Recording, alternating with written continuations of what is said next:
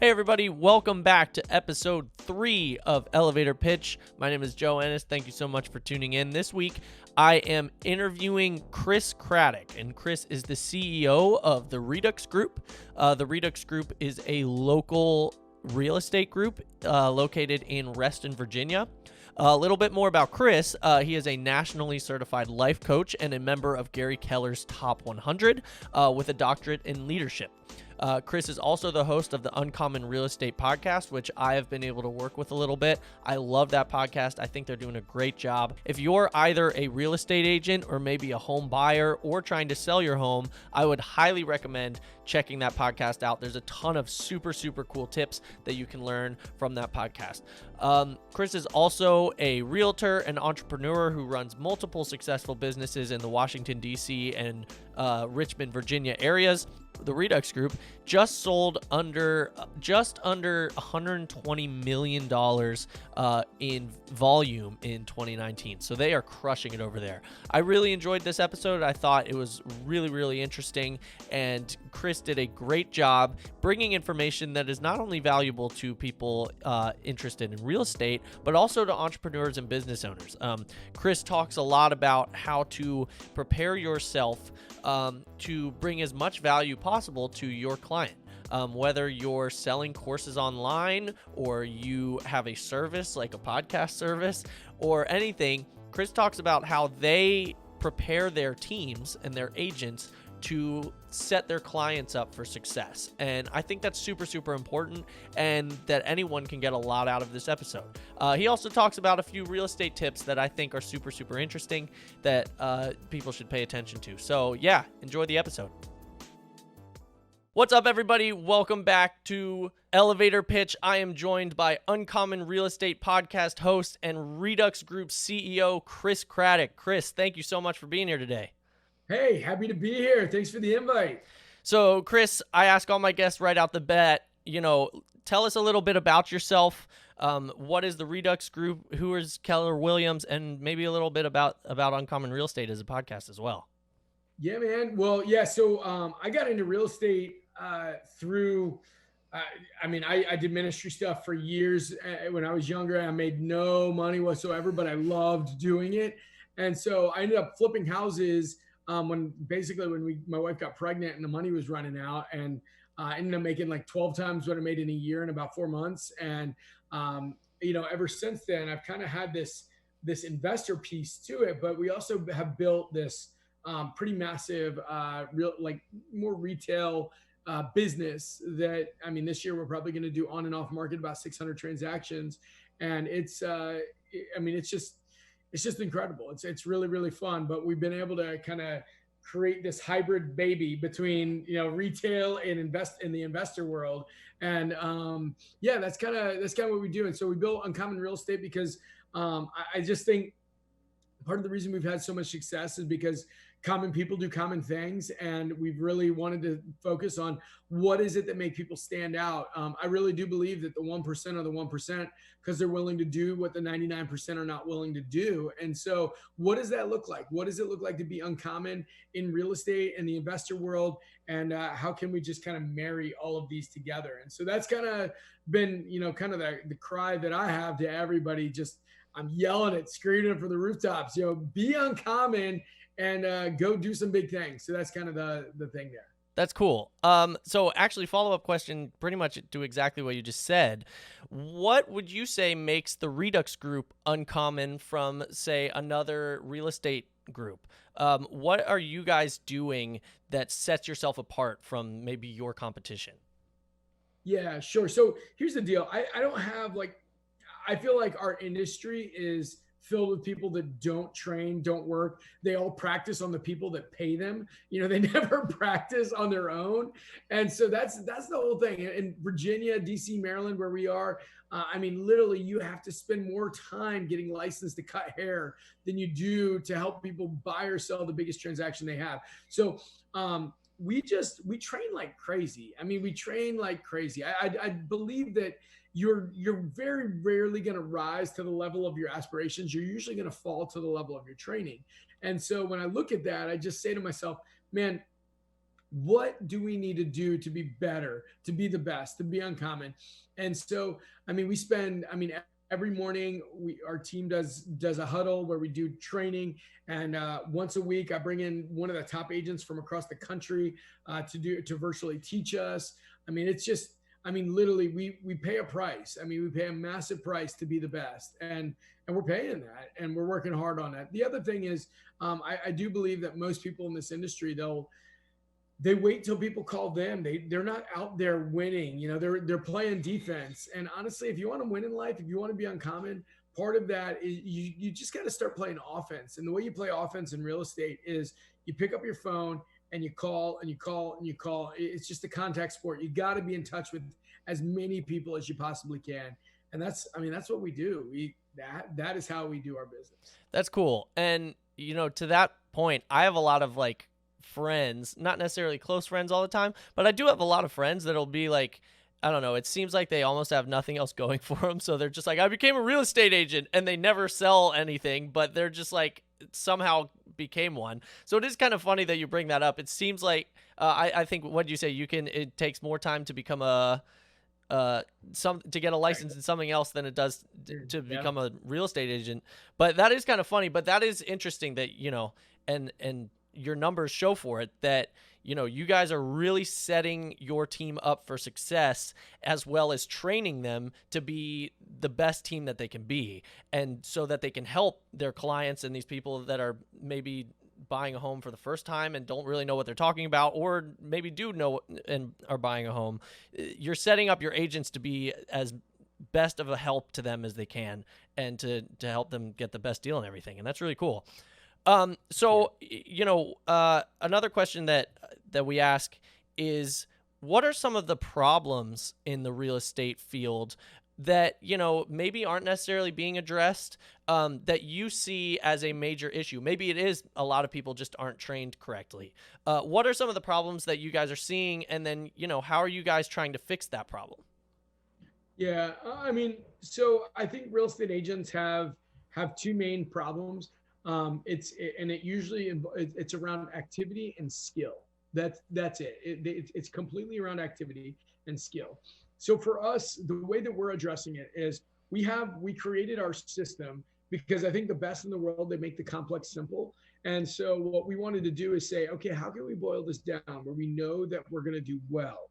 And so what we do is we say every single day, 5 days a week, you need to have two-way contacts, which means if I call and I get a voicemail, it's one way. If I call and talk to somebody, it's two-way. And we have those 22-way contacts. In those contacts, we're never calling to ask for how they can help us, although we will if they ask us, if whatever. But we're always calling to serve others, you know, because we really believe that if you lead in service, then it, you know, the world just works. I mean, you reap what you sow, right? If you serve others, you will reap what you sow. So yeah, we activity 20 conversations a day. And if you're not doing any business at all, if you're new in the business, then you double that and do 40 conversations a day. Because if you're not talking to people, what else are you doing? You know, check an email, all the other stuff that's not really gonna help you win. And then skill. And so for skill, what we do is we require everybody to be on our team training once every day. And then we ask everybody to do half an hour, a minimum of half an hour training outside of that. So for me personally, I've done over an hour today of personal training. There's not really many days that go by where I don't spend at least an hour in training, because listen, I mean, you know, I can take a blunt axe, and if I hit a tree enough times, I'm going to still take it down. Right. But what happens when I sharpen that axe? You know, all of a sudden you can take it down in half the time. And so when you understand that rate times time equals distance, you know, if you haven't been in the business for a long time, but you're working really, really hard, you can get just as far as somebody that's been in the business for a long time, but doesn't work very hard, if that makes sense. Yeah, that makes perfect sense. And again, like I was saying, you know, I know a lot of people that they get their real estate license, but then they don't necessarily ever sell anything. But, you know, their work ethic kind of, it makes sense. Like, I'm just like, well, you're not working towards anything. You're just kind of hoping someone comes along and is like, actually, I'm looking to buy a house and I know you, so maybe you can help me find one. So that's really cool. And I'm a big advocate of, training every day and trying to make sure that you're the best that you can be, so that, yeah, in the simple, just so that your job's easier and that, you can get things done better. I speak a lot about podcasts, and one of the things that I say is work smarter, not harder. And I think a lot of people can learn from that, not just real estate agents, but a lot of entrepreneurs and business owners. So Chris, what would you say to someone, that was great advice. What would you say to someone that maybe is in the position of, maybe they don't know where to start and they just became a real estate agent because they don't really have much else going for them, and they see these people that make a lot of money doing real estate and they want to be one of those people, but they just don't know where to start? What would you recommend to those people? Yeah, well, so what I'd say is if you don't have a lot going for you, the main reason is you got to ask yourself why. Because I'll tell you what, in America, anybody can be anything. Anybody can do anything. There's, you see, I don't care who you are. Anybody can do anything in this country, and I love that about it. And what I would just say is, if you don't have much going for you, start working on yourself, because your business and your life will grow to the extent that you grow. So no matter what is going on around you, if you start focusing on how to grow, how to think bigger, how to think differently, you're going to grow differently. And what I'd also say is get around other people that are thinking big, because you're going to be the average of the 5 people that you spend your time with. If everybody around you is thinking like a low level person that will never make anything of their life, you know what? You're going to think like a low level person that makes nothing of your life. If everybody around you is thinking high, like saying the sky's the limit, my world can grow as big as I want it to grow, and I want to be the one driving it to grow big, then you know what? Your world is going to grow massively. It's going to be great, and it's going to be awesome. And those people are going to push you. And I'll tell you, I'm one of the most competitive people ever, but I don't want to be competitive by saying I want the biggest building, so I'm going to tear down everybody else's so my building's the tallest. I want to be competitive because I'm in an area with massive buildings, and I say, man, I can do what they're doing and I can do it better. And, and we push each other. My best friends are all, we're slightly competitive, but I don't ever want to win because they didn't do well. I want to win because I become the best at what I can do. And I think that's it. You just hang with people that think big, and it's going to teach you how to think big. Well, yeah, and a little plug for you actually is on Uncommon Real Estate's recent episode. Your guest was saying one of the things that he strives to do is make sure that he's always he's the dumbest in the room, I think he said. Yeah. Just because, when you're around people that know more than you or that are better at you than something, you're going to grow from that. You're going to grow from those people, and that's really good advice. I think that's really cool. I definitely don't do that enough. I should be doing that more. And that's something that I'm definitely going to try to do more. Chris, what, you guys have done, obviously. And I just want to throw this out there. This is how much I believe in that. So I own a number, I think it's 8 businesses now. I own a number of businesses, and was talking to my business partner for my title company today. And I was just said to him, I was like, bro, we need to get people where we need to find people whose title companies are making 3, 4, 5 times what we're making. And once a week, get on a half-hour call with them and just pick their brain, learn from them so that we can grow this. So I just want you guys to know, like, that's what I did when I grew the real estate company. That's what, that was the call I had with my business partner today, where I said, this is how we're going to grow. I want you to know, this isn't just, lip service. This is real deal. This is what I do. And I'm telling you guys, this is how you win. That's cool. Yeah, I like that. So I was going to ask you guys, what are typical clients of the Redux group? Who do you guys try to work with? Do you try to work with new business owners or new home buyers, previous home buyers? And then you said you mix a little bit of, the retail side of things into there. Can you explain a little bit about, the types of clients that you guys work with? Yeah. So, we work with everybody. One of the things that I think though is, we want to help people find a great property for their house, for their family to, raise a family in. But on top of that, I really do believe that, real estate is one of the best ways to build wealth, and not just wealth, but generational wealth. You look at everybody from the richest of the rich, right? What do they usually pass on? They usually are passing on, yeah, they're passing on money and stock and everything like that, but they're also passing on a massive amounts of assets as well, which mostly a lot of them will be real estate. You look at the poorest, you look at some of the poor folks.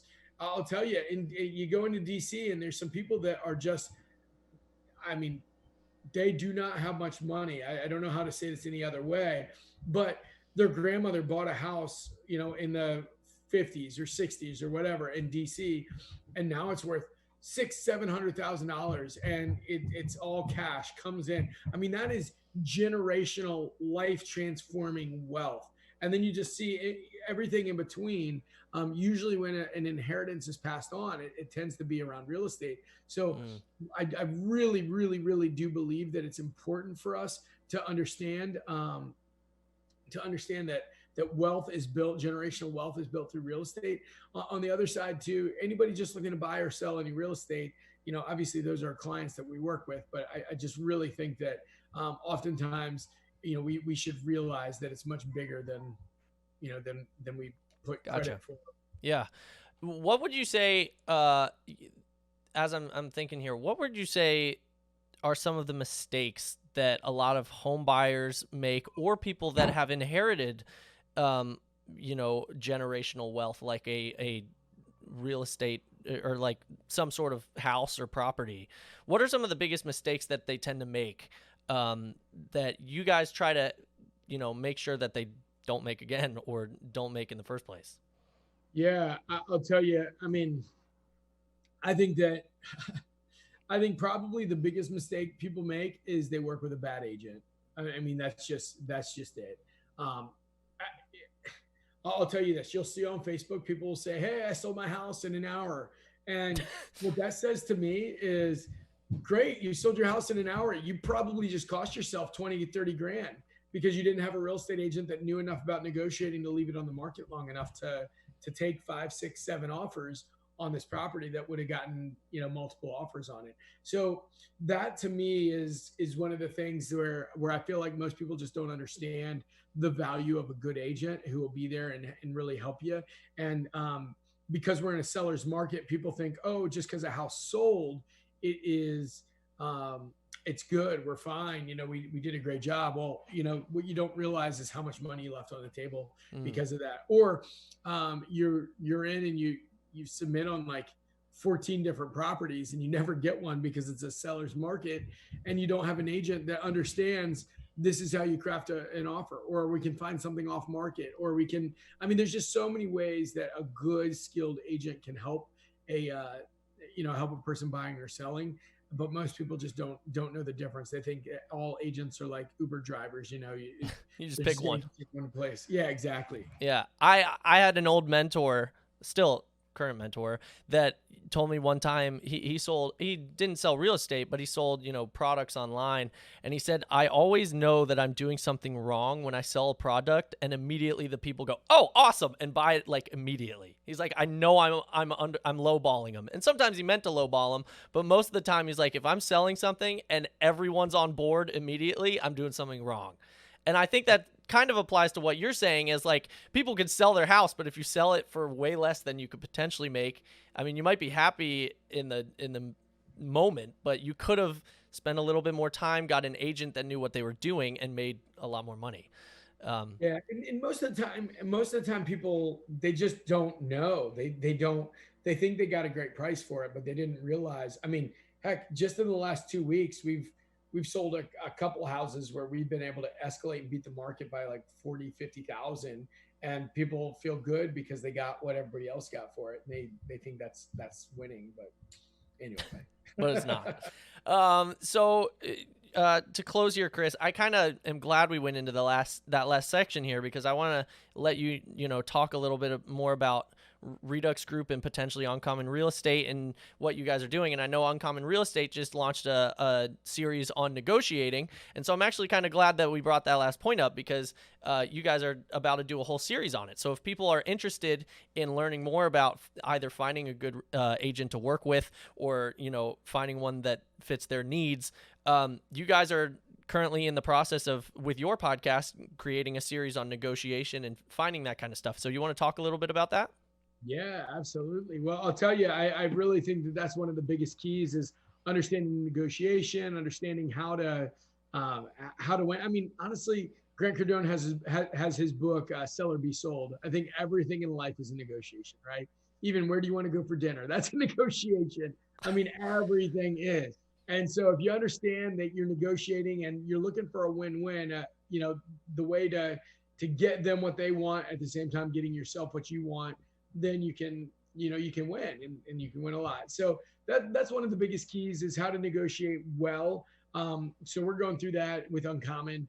Yeah, I just really feel like there's a lot of room for people if they really want to study and grow, to be the best, through all these uncommon practices that winners are using. And then yeah, that's pretty much it for Uncommon.